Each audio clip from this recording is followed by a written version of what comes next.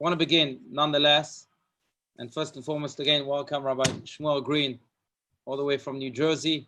He has been doing and continues to do each and every day from strength to strength, holy work. He's the director of NCSY, both in Southern and what is it, Southern and Central New Jersey. Is that correct, Rabbi Shmuel? We put that together for some reason, yes. Yes, but he's an educator par excellence. I would say mainly because of, and thanks to Rabbi Steinsaltz, who has really infused his life with the philosophy of education and so much more. Rabbi Shmuel also, fun fact is that he was my counselor, my madrich in Kita Yud in 10th grade in the Mekor Chaim High School of Rabbi Steinsaltz. And this session, though, I'm warning everyone here that it's not about that. You can't ask him any. There's not much to say about my youth, not because because I was a goody-goody, so there's really nothing to learn. Yeah. We all were. But I, most importantly, and I think above all, Rabbi Shmuel is really a devout student of Rabbi Steinsaltz, has been for so many years. His family, his father, who was really one of the most dominant professors at NASA, had a very special relationship with Rabbi Steinsaltz. I still remember him coming to yeshiva, engaging with Rabbi Steinsaltz too on the high holidays. And he's been guided, like me, by Rabbi Steinsaltz for every step of his life. He's been basking in his light, soaked in his advice for many decades, and we're truly honored to have you here, Rabbi Shmuel.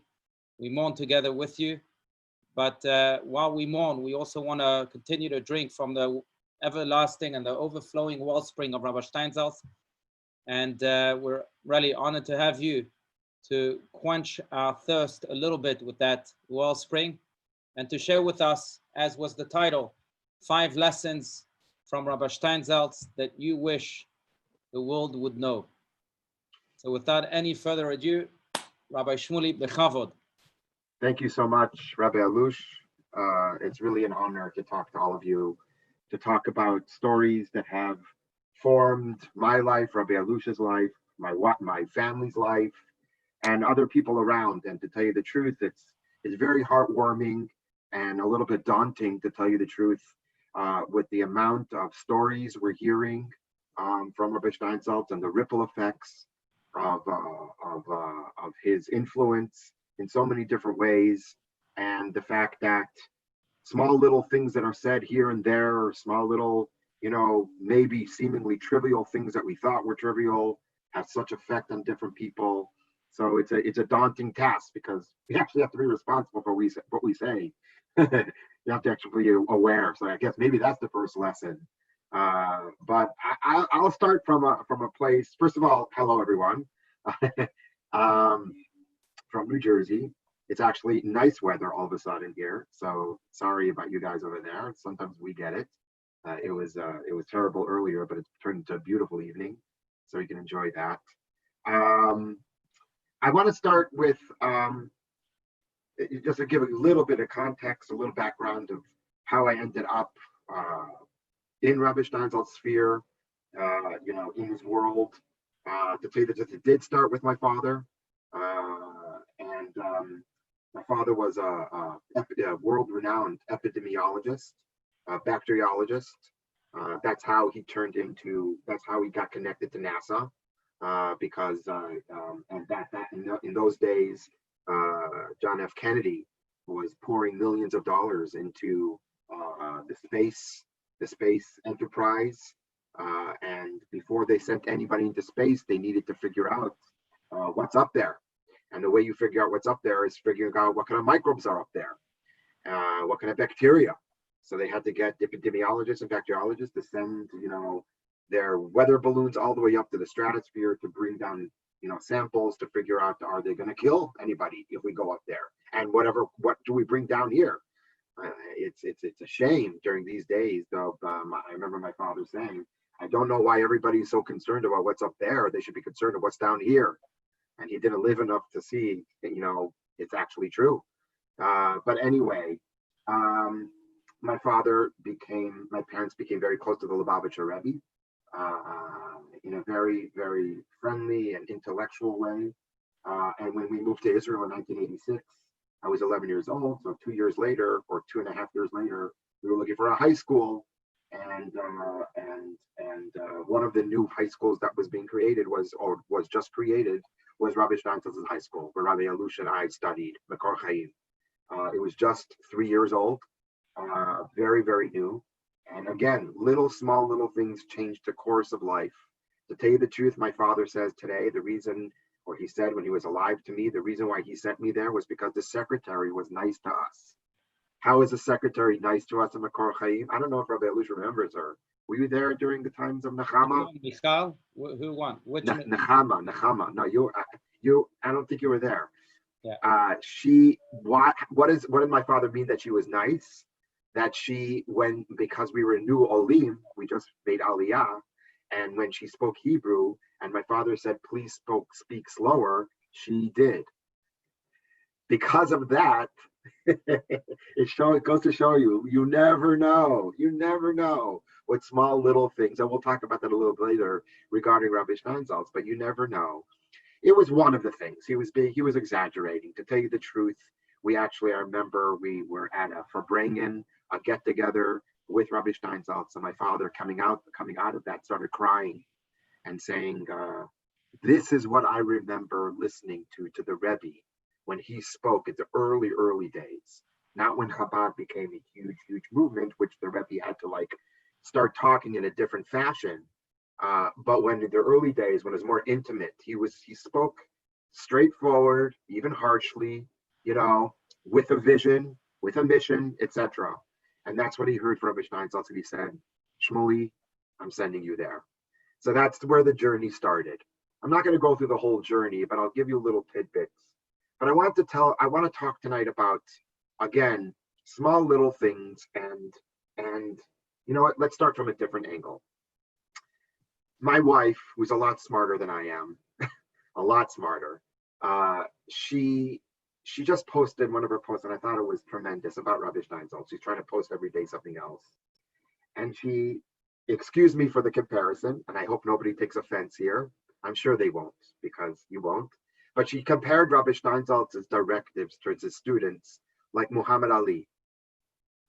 And Muhammad Ali, what was great about Muhammad Ali? Does anybody here, you could just raise your hands, remember Muhammad Ali? The greatest ever? Yes, of course. And one of the greatest things about him was his footwork. He never, what did he used to say? Float like a butterfly, sting like a bee, right? I'm now going to say something about Rabbi Steinsaltz, which wasn't fun with him. And the not fun part, or the not easy part with him, there's a lot of not easy parts, but one of the main things was that you never knew. He was always floating like a butterfly. And Rabbi Alush can attest to this. You really never knew and could predict what he was going to tell you when you asked a question. And that's why we asked the questions. Because he would almost always, hit you, or not hit you, God forbid, but come at you from an angle, or show you an angle that you didn't think of before. Now, here's the problem with that. He never really gave answers. He just raised more questions. But it's great to have a person like that raises questions about things or the thing you're thinking about in ways you never thought of before. I'll give an example with a story with us. We were trying to decide with one of our kids where to send them to school. And, every child is different, and you're trying to find the right school for the child. And my wife was we were both talking to Rabbi Steinsaltz, talking about the different aspects and the different pros and cons of the different schools, and trying to describe to him in 3 minutes, again, like Rabbi Alush can attest, that's all you got to get it quickly. But somehow he really got it. He understood very quickly. And then you felt dumb because why am I going on and on telling him if he's already understanding? But whatever. That's our issue, not his issue. It didn't make you feel dumb. It just you catch yourself thinking he got it. Okay, now I could go on, type of thing. And an aside remark, my wife said, the other place, whatever it was, is more expensive, but I'm not going to, have money bother me regarding the education of our children.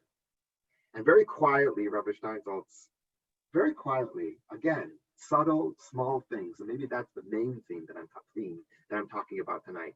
Small little, he just basically whispered, he said, I don't think money is such a small thing. Or he didn't say, I don't think, he said, money is not such a small thing. And all of a sudden we're like thinking, wait a second, maybe that should be a factor. Why did we just dismiss it? It's all of a sudden diverts and focuses the whole conversation. Here's another thing we have to think about. It is cheaper to send her here, and we have to take it. It's also bringing us down to reality in a certain sense. We're trying to be so idealistic about the most important thing, which is education of our children, and he's trying to frame it also and say, this is also important, and it's also important regarding your well-being and taking care of this child. Because if you're stressed about money, it's also not good education. So it was a small, subtle remark. On the other hand, now talking about Muhammad Ali here, we were having another conversation with him. And one of the remarks was that we're worried about money. We were talking to him about our financial state. And he basically said, and he turned to my wife especially, who grew up in America more than I did, Bridgewater, New Jersey. She's a real New Jersey girl. She made Aliyah only at age 22 by herself, right? I made it 2 years ago, like I said, at age 11. And he said, you really should not worry about money. Go figure. It's the same guy, right? You really should not worry. You really have to get out of your American mindset and not worry about money. You can work on it. You can do whatever you need to do, but don't worry so much. And it's like, almost like, hello, you just told, like, I don't even know the difference of the times, but that's important to understand, because it becomes like any type of healthy relationship. It becomes a dynamic relationship. There's no clear-cut, cookie-cutter answer to everything, but rather everything is taken to the correct context and prioritized correctly, and the answers could be completely different in two different situations, even though we are the same three people sitting in the room that just talked about before, the same type of issue. And he said that time money is important. Now he's saying, and that was one of the great feelings of surprise or excitement with everything was dynamic. It was dynamic. It was alive. It was real, and it was personal. And I have to say, it was scary. It was scary. My wife and I were just talking the other night. Every time we went to any one of his offices, and he had different offices around, right?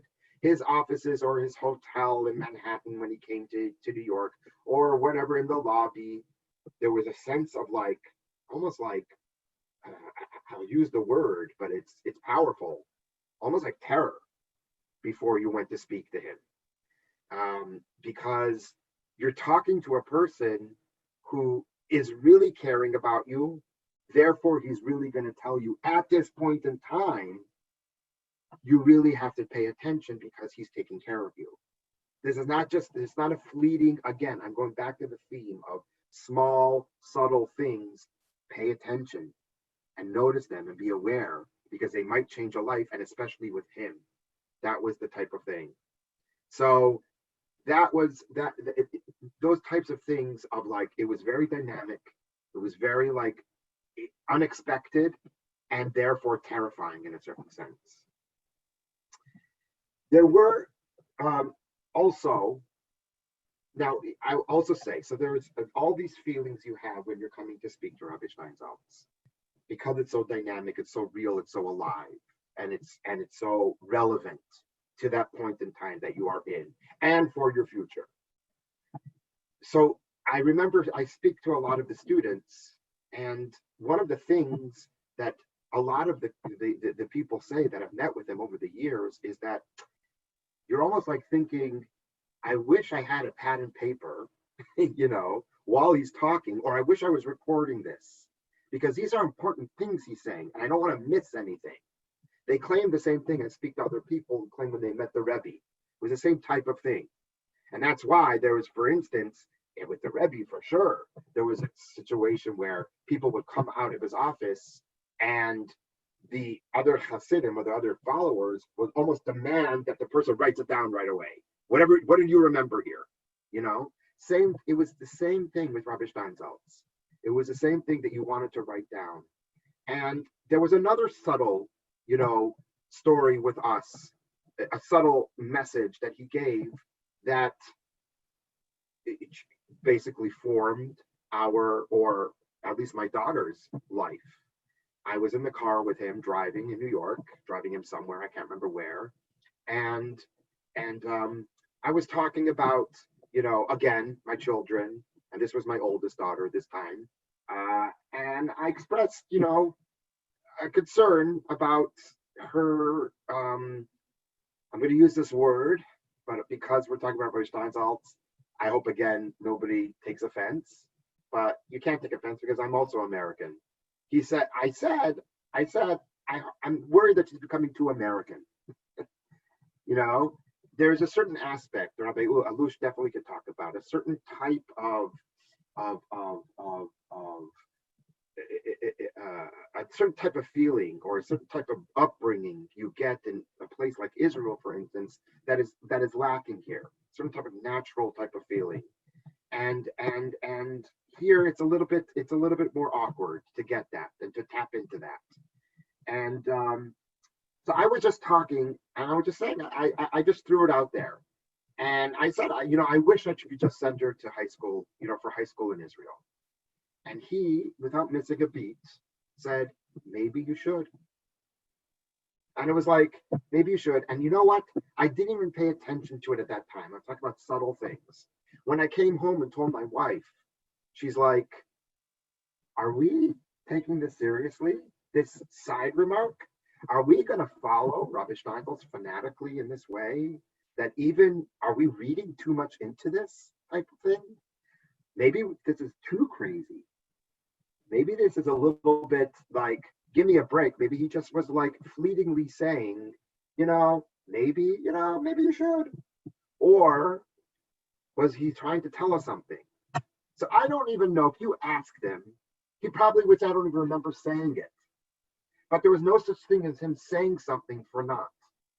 There was no such thing.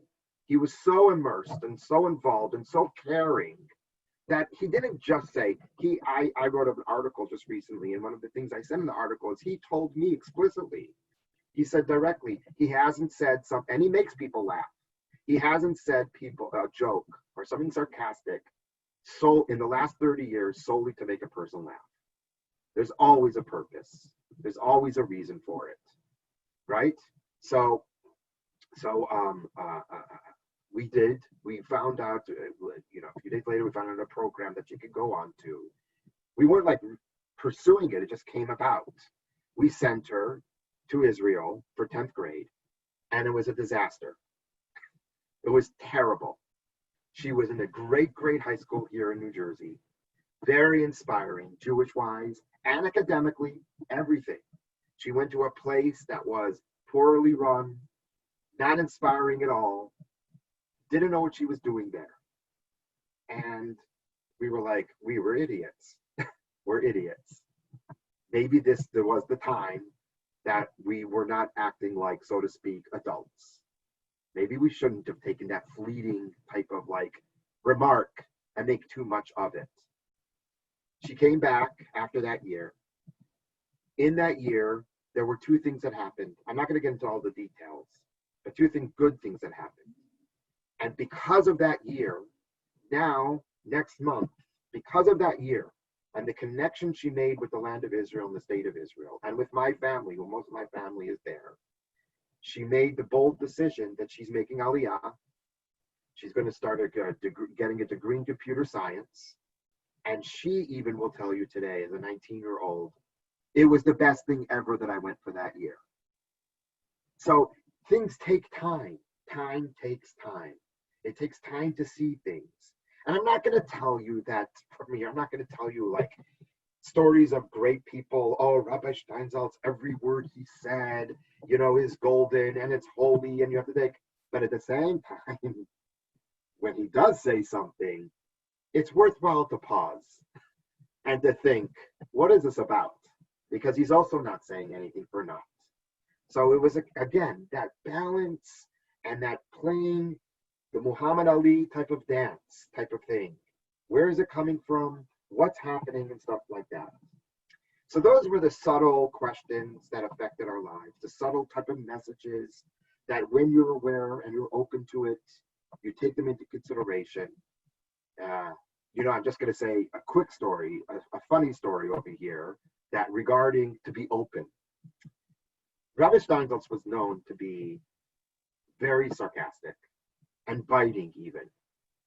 And people who were not open, and I keep going back to that theme, we're not open to that, could get insulted. I thank God for some reason was one of, I don't know if I made myself or maybe whatever, I was open. So even when he did, so to speak, bite me, I took it, this person cares for me.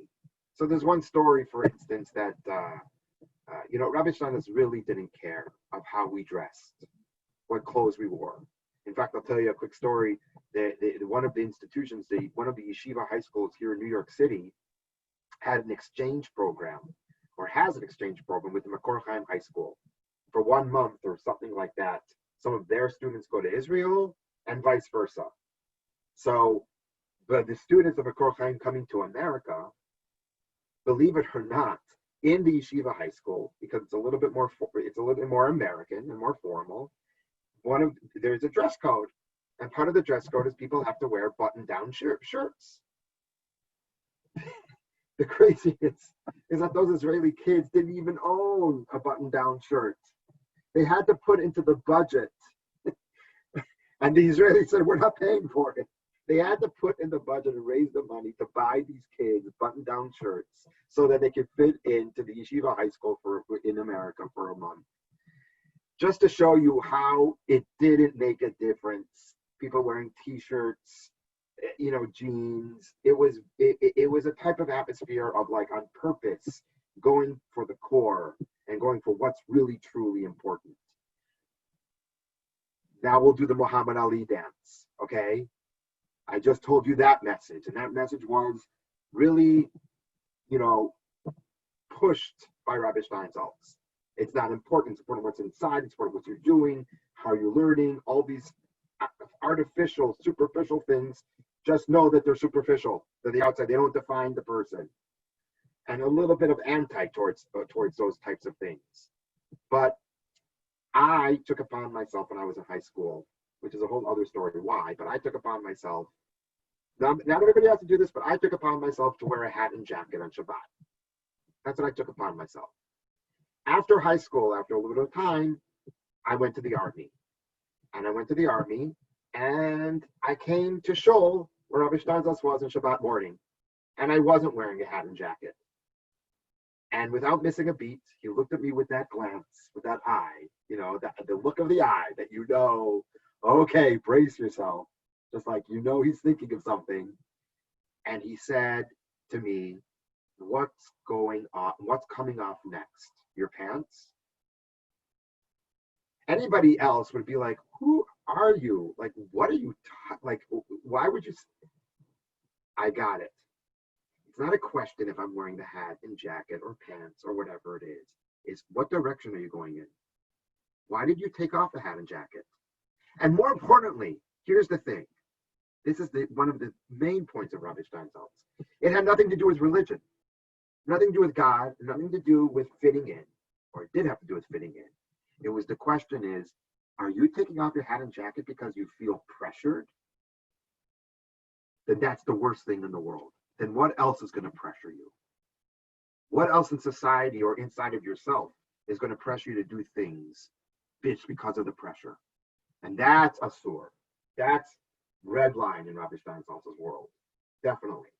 Got him into a lot of trouble over his years because he had that red line of like being yourself completely and absolutely and not fitting in and not being pressured. So those were some of the subtle messages. I want to pivot a bit to some of his not so subtle messages and some of the messages that he gave in ways that were very clear and very, very consistent. And it has to do with what I just talked about just now regarding who you are and what kind of pressure. So one of his visits, we convinced him to come visit one of the a modern Orthodox co-ed yeshiva high school here in New Jersey. And, he was sitting in front of all the kids. All the kids, they have no idea. They have no real concept who this person is. And we as his students know, putting Rabbi Steinsaltz in a setting like that, you're always asking for trouble. And in fact, there's a famous story about that. I'll just tell it quickly. I don't know if you guys know this story. I'm sure Rabbi Alush told you the story. There's a famous story that Arthur Kurzweil was at, and he brings it and he writes in his book On the Road with Rabbi Steinsaltz. Same type of setting where I'll just tell the story quickly, but I think it's a very important idea, and I'll summarize all these messages later, but into 5 different lessons, hopefully, is that if he came to this again, he didn't want to go. They forced him. They asked him. They begged him to go to this high school. This is a different story.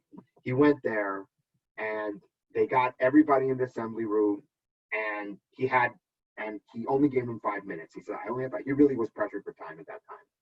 And he came, and he was introduced. He gets up, and he says, I don't know much about anything.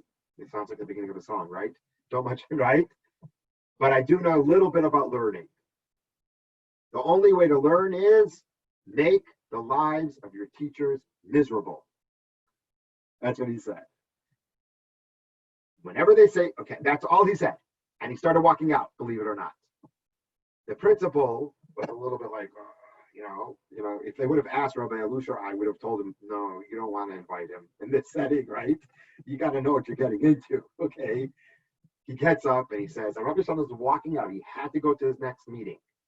And the principal says, thank you, Rabbi Steinsaltz, for coming and all this. Students, Rabbi Steinsaltz is talking, allegorically. He doesn't really mean it. He means, sometimes. Rabbi Steinsaltz got to the door, he was at the door exiting, turned around, walked down the aisle again, came up to the podium and said like this. He said, I've been misquoted by journalists and people who interview me and newspaper people many times in my life. I want to be very clear. The only way to learn is to make the lives of your teachers miserable. He says, whenever they say something, ask them, how do they know? Whenever they raise an issue, ask them 4 questions. It's the only way to learn. And he walked out. And so that's the first story of coming into this type of setting. Second story, I was there, same type of thing. And I could just imagine, nobody asked me at that time if they should do this. And nobody prepared the school. I would have prepared them because these guys are my friends, the teachers and the principals. I do have a little bit of compassion on them. But once he went into the room, whatever it is good luck type of thing. And he's talking to them and asking them questions and stuff like that. And they're like falling asleep and whatever it is. They don't know who this guy is, an old guy. All of a sudden, Rabbi Steinsaltz gets up. He was sitting down. And he says, I want all the teachers to leave the room. Rabbi Alush, that it's all over now. All my friendships and everything is done. Because forget about it. And this is what I want to talk about, the not subtle messages. And this is the most important things that he said. When all the teachers left the room, he looked at the kids and he said, who are you? Who are you? So one kid answered, oh, I come from a modern Orthodox family. I'm this, I'm that, I learned this. No. Who are you? Because if you don't start thinking about that question now, that question in other ways is going to be asked of you later in life. And if you don't start thinking about it now, you won't know how to deal with that question. You need to start thinking about it now.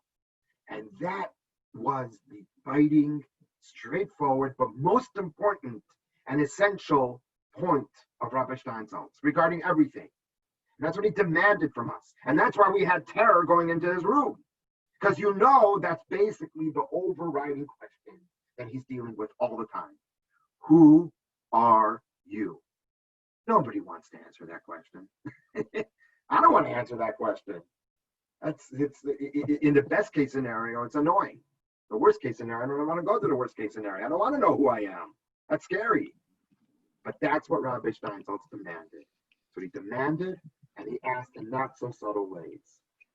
And once you're asked that type of question, then you have to, once you start dealing with that type of question, this is one of the reasons why we don't want to deal with that type of question, is because then there are demands on yourself that are made. Then you have to start moving forward. Then you have to start getting somewhere. And that's annoying because I'd rather just sit, and not do anything.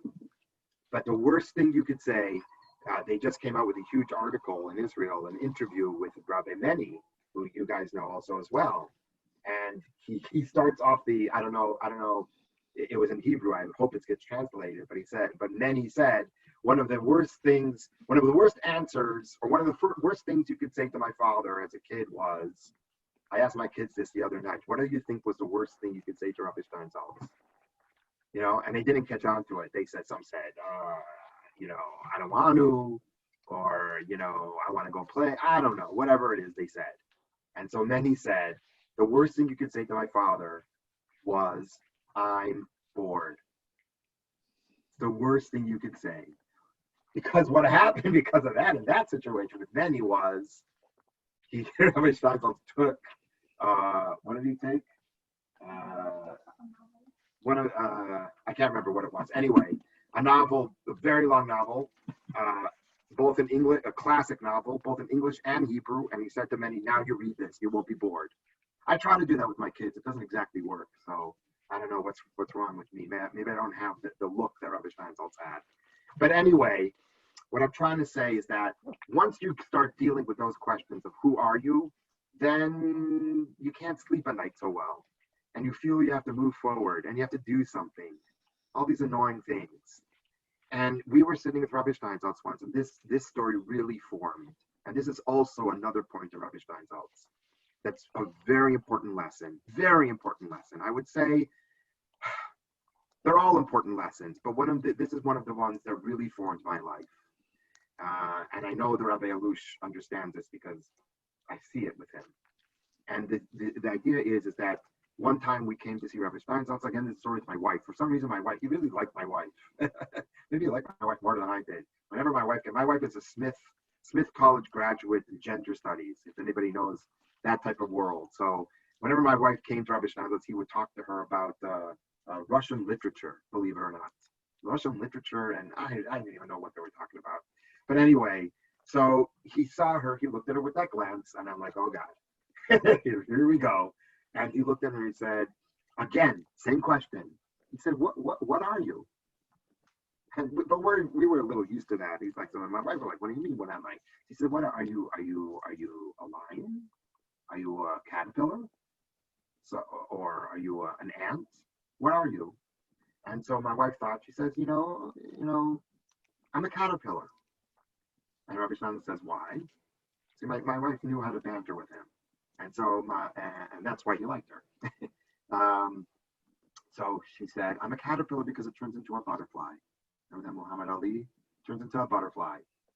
And so then, without missing a beat, he said to her, not all caterpillars make it. Not all caterpillars turn into butterflies. So then my wife, without missing a beat, said, what's the secret? Which ones do? And so Rabbi Steinsaltz said, the caterpillars that make it, and please listen carefully, because it's one of the most important lessons that we don't hear enough. He said, a caterpillar eats a little bit, and eats a little bit, and eats a little bit, goes forward, just a little bit, and then finally it's so full that it decides, now I'm going to stop, build a cocoon, and become a butterfly. you have to keep on eating. You have to keep on moving. Even if it's just a little bit. Even if it's just a little bit. But even a little bit makes a huge difference. And the little bit is very hard in our life. It's very difficult because we're promised too many times in life of bombastic and amazing things that can happen, born again, whatever, miracles that can change lives. And Rabbi Steinsaltz wasn't about that. It was about asking the hard questions and moving forward inch by inch by inch. We were once talking to him, and there was again, it was my wife. Wow, I should just have her talk. Again, it was my wife, and she asked the question like, no, I'm sorry, I'm thinking about a different story. I'm sorry, excuse me. It was the same vein as that type of thing. We're moving forward just a little bit, just a little bit, just a little bit. And can't see it. It's a difficult, it's not a fun lesson, but it's an important lesson to move forward, to fill yourself up just a little bit more, and then those are the caterpillars that become butterflies. Those are the caterpillars that become butterflies. And I also want to say two last things before I summarize. Two last points is that the other lesson that Rabbi Steinsaltz taught is probably the fourth lesson that I'm up to, and I'll summarize all the others later. The fourth lesson is that how he saw the world. And this is a subtle thing. He saw the world as one big unit, that one area informs the other. And not only that, one area of knowledge is necessary for the other. He told us in yeshiva one time, he said, because we were talking to him, I think we were talking to him about how much effort has to go into learning Gemara versus learning mathematics and this and that. And he basically said, it's the basis, it's the basic core that you guys are missing. If you're not curious enough to know pre-cal or advanced calculus or whatever it is, if you're not curious enough to want to know it, then you're not learning Gemara correctly either. Because all these types of knowledge is dependent upon curiosity. If you're not curious to know everything about everything, then anything you know is going to be incomplete. So that's the thing. The fact that you'll read about Rabbi Steinsaltz now talking about, he was in physics and he was in this, it all to him was the same big unit. Because it was all stemming from the same place of wanting to know, wanting to understand, curious, inquisitive, all these types of things. Whenever you would come to him and talk to him, he would start, any interviewer will tell you this. It was beyond frustrating to interview him as a journalist because he would start interviewing the interviewer and start asking them, where are you from? Who's your family? Which part of Europe did you come? Which part of Iraq? I'll tell you about the community there. And you're like, I'm interviewing you. What are you talking, right? But it was part of the whole thing. And the whole unit was always, there was a harmony.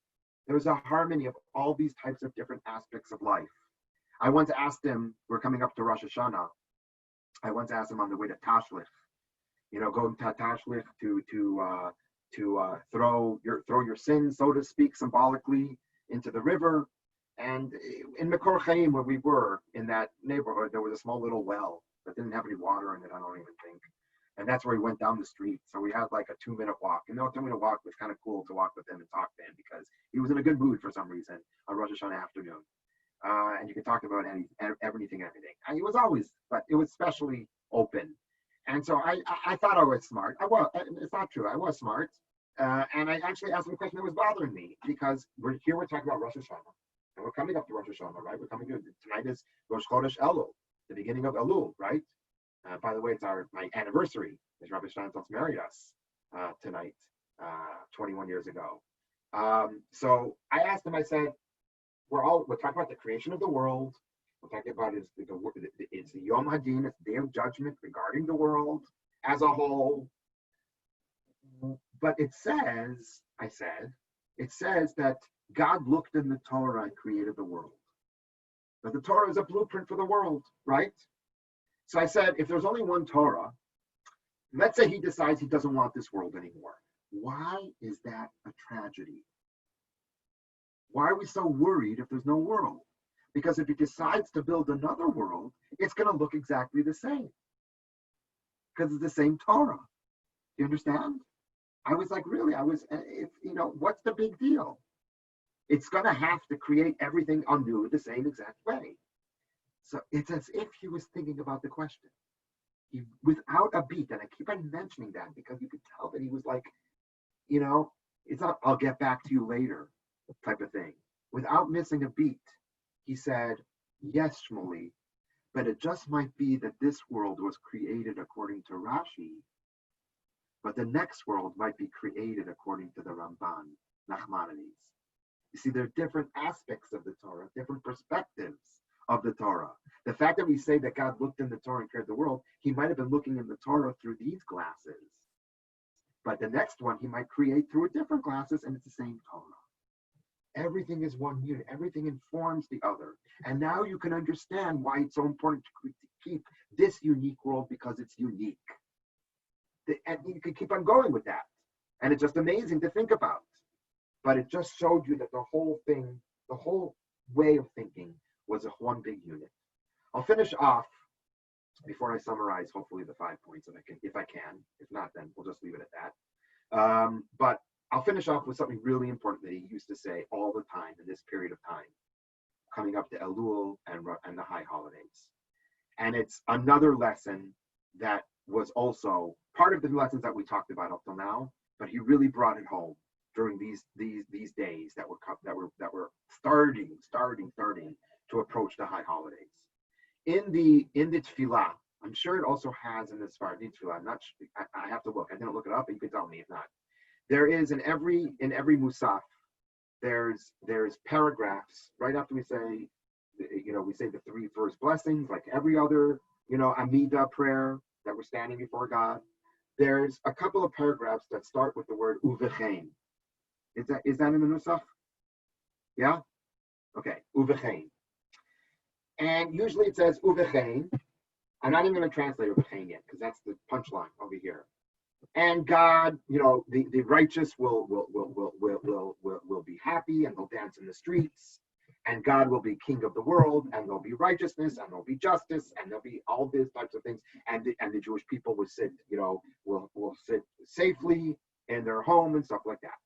And if you look at any of the English translations of the Chain, it's usually translated basically as therefore.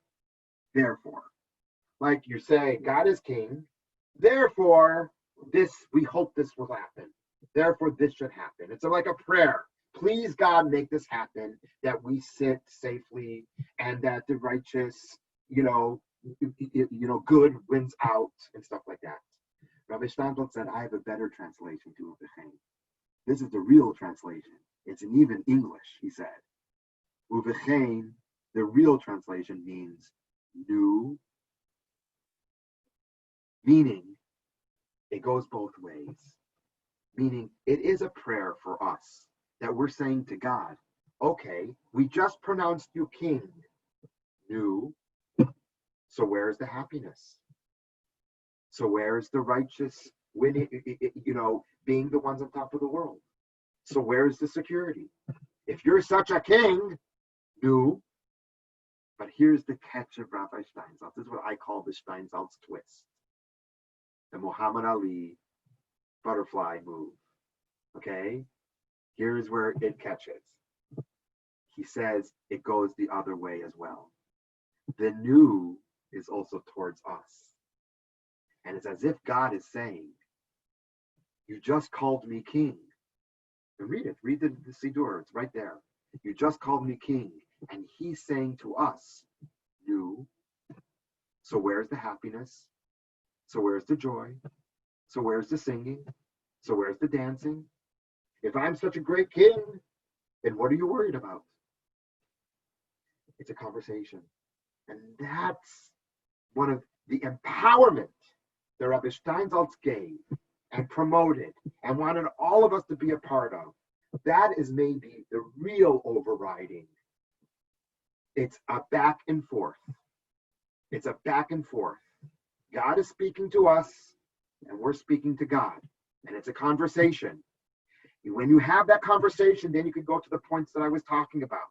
When it's a real conversation, then you can have the point of it's all one big unit. God is speaking to us and we're speaking to God. When you have the conversation, then he's always asking you, and you should be asking yourself, who are you? And we're asking God, who are you?